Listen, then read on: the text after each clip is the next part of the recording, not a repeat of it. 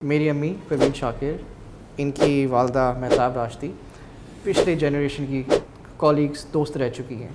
तो हम भी ऑलमोस्ट हम उम्र ही हैं, तो हमारी दोस्ती ऑलमोस्ट रिश्तेदारी की तरह पे है। इसके साथ ये अपना एंडेवर शुरू करो। राफे साहब मैंने बोला ओके, बड़ी कमिटमेंट है, आर यू श्योर? कहते हैं हाँ।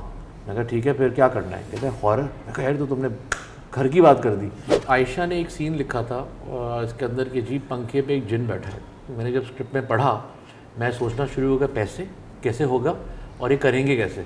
इतना सारा दिन सोच के जिनों के बारे में मुझे लग रहा था कि जी कमरे में कोई है और 24 घंटे अब यही बातें कर रहे हैं। तो फिर मुझे बोलना पड़ा था, क्या कहना पड़ता है कि जी मैं आपको इजाज़त नहीं देता कि आप यहाँ पे आ सकते हैं। And I started saying this. कह सकते हैं कि पहली बार हॉरर जॉनर ला रहे हैं सही तरीके से, तो हम फ्रेंचाइज क्यों नहीं ला सकते, राइट? और तो इंशाल्लाह व्हाई नॉट। दुआ करें नंबर्स अच्छे आए। वैसे भी पाकिस्तान सिनेमा इंडस्ट्री मेरे ख्याल से एक बहुत ही रफ पैच से गुजर रहा है। सिनेमाज दिन ब दिन कम होती जा रही हैं।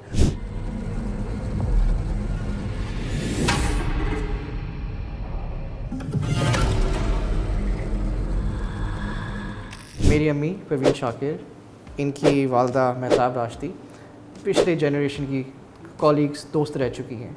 तो हम भी ऑलमोस्ट हम उम्र ही हैं, तो हमारी दोस्ती ऑलमोस्ट रिश्तेदारी की तरह पे है। तो मैं तो उसको बचपन से जानता हूँ, राइट? तो जब मुझे कीड़ा लगा कि there is no business like show business, तो मेरे पास तो एक ही जहन में नाम आया कि मैं किसके साथ ये अपना एंडेवर शुरू करूँ। राफे साहब। तो इन कम्स राफे, उसने मुझे गाइड किया कि भाई ये है सीन, ये बताओ कि मूवी किस जॉनर की बनानी है। मैंने कहा भाई मुझे तो हॉरर पसंद है, तो व्हाई नॉट हम स्टार्ट करें हॉरर से। उसने कहा मुझे भी हॉरर पसंद है। मैंने कहा ये तो फिर जोड़ी बन गई, राइट? तो मुझे तो पैसे वाले चाहिए था, कोई जिसके पैसे वैसे हो। मैंने बोला भाई ऐसा बंदा उस पर नोट वोट हो। मेरे दोस्त ने ज़िंदगी में बहुत काम वाम किया था। मैंने कहा इसके पास मैं जाता हूँ। मैंने ज़बरदस्त डॉलर साइन देखा और मैंने कहा आ जाओ भाई, मजाक कर रहा हूँ। नहीं आई मीन मुराद ने जो था मुराद को एक्चुअली बड़ी कोइंसिडेंस से हमारी मुलाकात हुई। There was a common friend who wanted to make a film. और मुराद ने बोला यार मैं एक इंसान को जानता हूँ इंडस्ट्री में, पाकिस्तान, ये बीट अब्रॉड, तो यहाँ पे रहते नहीं है, मैं राफे से एडवाइस लूँगा। जब मैंने देखा, मैंने मुराद को बोला कि यार ये जो भी तुमसे बनवा रहा है थोड़ा सा मसला है। I mean let's revisit the topic and when you are ready will talk about it. Then he said कि यार this is not a bad avenue to go into, what are your thoughts? अच्छा, मैं उस time पे I was in the process of shooting जामन का दरख्त, मतलब कि वो मैं शुरू करने वाला था। मैंने बोला यार अगर तुम वाकई में इंटरेस्टेड हो तो इसको बिजनेस मॉडल बनाओ and make money out of it, not just shock show business में। There is no business like show business.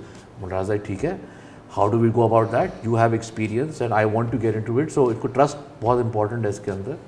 And जामन के बाद जो है मैंने मुराद से कमिटमेंट की थी कि यार पहले प्रोडक्ट देखो, ट्रस्ट करो कि मुझे काम आता है, then try to work on something else. And he saw what I was capable of, and together we went on to win like 15 international awards, which I think is very important for not just an investor and a friend to have faith कि यार बंदा deliver भी कर सकता है, दोस्त तो है, यारी तो है, लेकिन it's money at the end of the day. और उसके बाद मुराद ने कहा यार फीचर पे फोकस करते हैं। मैंने बोला ओके, बड़ी कमिटमेंट है, आर यू श्योर? कहते हैं हाँ।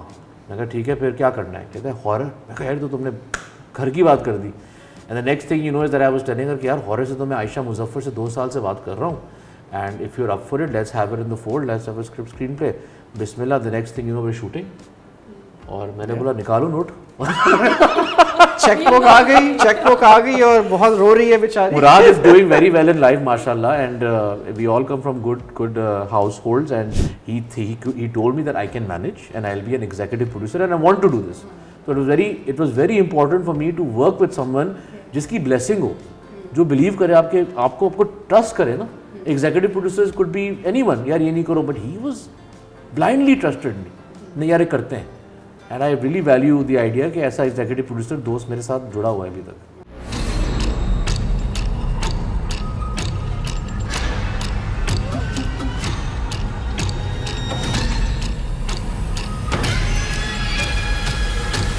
तुम्हारी बीवी है ना, निभा के साथ मिलकर जादू टोना करती है। किसी की इतनी मजाल है कि मेरी माँ पे जादू टोना करे। स्क्रिप्टिंग प्रोसेस था, उसमें हमने आयशा मुजफ्फर को हमने कहा कि आप लिखें। उन्होंने कभी स्क्रिप्ट नहीं लिखी थी, so I had to give her 2 experience professionals, जिसमें शाहिद निज़ामी साहब और सैयद नबील साहब, जो हमारे कंटेंट एग्जीक्यूटिव्स हैं, जिनका बेहतरीन तजुर्बा है हॉरर की फील्ड में। मैंने कहा आप विजिलेट करें, आप स्क्रिप्टिंग देखें। मुझे तो आती है स्क्रिप्टिंग नॉलेज, लेकिन मैंने कहा था समवन हैज़ टू गाइड हर। तो उनने फिर स्क्रिप्ट ड्राफ्ट की, उनकी कांस्टेंट विजिलेंस थी। मैं मुराद से डिस्कस की, मैं कह रही दो हमारे वेटरन्स हैं इंडस्ट्री के, मैं उनको टीम में लेके आना चाहता हूँ। उन्होंने बोला बिल्कुल लाओ, जो अच्छे लोग हैं। वहाँ से स्क्रिप्ट हुआ, 5 ड्राफ्ट हमारे बने थे, 5 ड्राफ्ट बने थे। 5वें के बाद 6ठे के बाद हमने लॉक की थी स्क्रिप्ट, और उसके बाद हम अक्टूबर में शूट करने चले गए थे। कास्टिंग की कहानी मेरे ख्याल से मुराद बताएं तो देख कास्टिंग में देखें, सबसे पहले जब मैंने मूवी बनाने की बात की इससे, मैंने कहा भाई हमें कॉम्प्रोमाइज़ कहीं भी नहीं करना है क्वालिटी में, वेदर इट्स टेक्निकल और कैस्ट और एनीथिंग लाइक दैट। तो अब हमारी मूवी में 3 मरकज़ी किरदार हैं जो कि अब सोनिया हुसैन, फैसल और समीना आपा ने लिया है। मैं नॉस्टैल्जिक किस्म का इंसान हूँ। मैं जब बड़ा हो रहा था तो धूप किनारे, तन्हाइयाँ, उस किस्म के ड्रामे उस होते थे। तो मैंने कहा भी उस जनरेशन के किसी को हम लेके आएँ। तो मेरा ख्याल समीना पीरज़ादा की तरफ गया। राफ ने कहा मुझे नहीं पता कि वो अभी तक एक्ट करती है नहीं करती। मैंने कहा पूछ के से तो देखो क्या होता है, राइट। तो उसने पूछा और उन्हें बात की, और फिर to cut the long story short उन्हें हाँ कर दी, राइट। फिर बाकी जो रोल थे, आई थिंक हमने कलेक्टिवली डिसीजन लिया कि somebody more modern, somebody that appeals to the new generation, और जिनकी आपस में केमिस्ट्री भी अच्छी लगे फिल्म के स्क्रिप्ट के लिहाज से। तो बहुत नाम थे आपस में, पर हमने इन दी एंड फैसल और सोनिया को डिसाइड किया, एंड दैट्स ग्रेट कि उन्होंने एक्सेप्ट भी कर लिया, उनको पसंद आया, और फिर हमारी फिर जर्नी पे शुरू हो गई उसी मामले में। मेरी वालदा की जो डेथ हुई थी, I was only 14 at that time, तो काफ़ी मुश्किलात हुई थी, मगर मुल्क के काफ़ी लोगों ने मेरी बड़ी मदद की। जैसे उस वक्त बेनज़ीर भुट्टो प्राइम मिनिस्टर थी, तो उन्होंने मुझे एक वजीफ़ा दे दिया। जिस सरकारी घर में हम ठहरे हुए थे, उन्होंने कहा कि जब तक तुम्हारी एजुकेशन कंप्लीट नहीं हो जाए तुम उसमें रहो बेशक, नो प्रॉब्लम। मेरा स्कूल कॉलेज की ट्यूशन माफ़। तो इन सारे स्टेप्स की वजह से मैं अपने पाँव पे खड़ा हो पाया, मगर मैं भूला नहीं। मैंने कहा अभी किसी दिन मैं कोशिश करूँगा कि अपने मुल्क को वापस दूँ किसी तरीके से।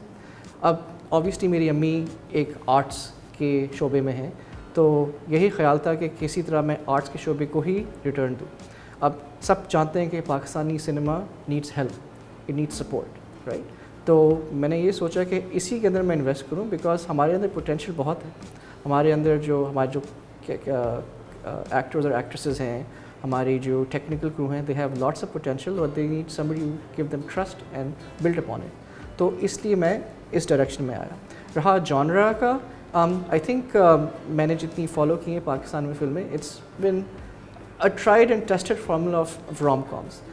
आई थिंक हमारे अंदर पोटेंशियल है कि हम और भी डिफरेंट मौज़ुओं पे जा सकते हैं, और इंडस्ट्री को आगे बढ़ाने का एक यही तरीका है कि आप दीगर और मौज़ू भी ट्राई करें और उसमें भी सक्सीड करें, ताकि हमारा जो डेप्थ ऑफ एक्सपीरियंस है वो बढ़े, तभी हमें लोग बैनुल-अक़वामी तौर पे सीरियस लेंगे।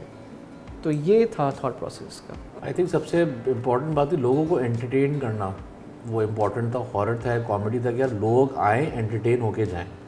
और इसके अंदर हमने जॉनरा ये चूज़ किया। एक तो मैं बड़ा ही फ़ैन हूँ हॉरर जॉनरा का, लेकिन ऑफ कोर्स ये इविल डेड नहीं है या एक्सोर्सिस्ट नहीं है, उनकी अपनी अपनी एक डिमांड। हमने एक पाकिस्तानी फोक लोर जिन के ऊपर कॉन्सेप्ट क्रिएट किया जिस पे हमारे लोग रिलेट कर सकें। और हम जब बचपन में छोटे भी होते तो हम इनके बारे में बातें भी करते थे, और एक डरावनी माहौल भी क्रिएट होता था। तो मैंने उसको इंस्पिरेशन लेके एक चीज़ की, लेकिन अपने लिए नहीं बनाई है, ऑडियंस के लिए बनाई है। हम पब्लिक के लिए बनाते हैं। हमने कोशिश की है कि हम बेहतरीन से बेहतरीन कास्ट मेंबर्स को सिलेक्ट करें।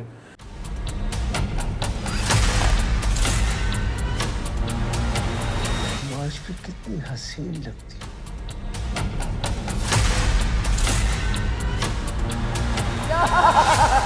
मैं इस घर में बिल्कुल नहीं रुकने वाली हूँ। मैं झूठ नहीं बोली, मैं नमाज पढ़ रही थी। झूठ बोल रही हो तुम।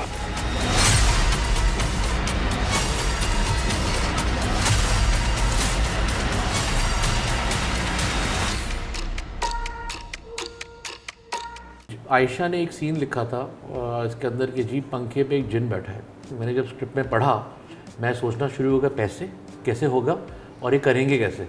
तो अब मैं बुरा से डिस्कस कर रहा हूँ ये बात, यार पंखे पे जिन बैठा हूँ, मैं क्या करूँ, कौन सी मुझे हाई सीलिंग मिलेगी जिस पे बंदा बैठेगा और पंखा टूट जाएगा, मुझे पट्टे लगाने पड़ेंगे। मैं प्रोडक्शन का सोच रहा था ना उस वक्त। तो मैंने बोला यार why can't we have a CGI person sitting there.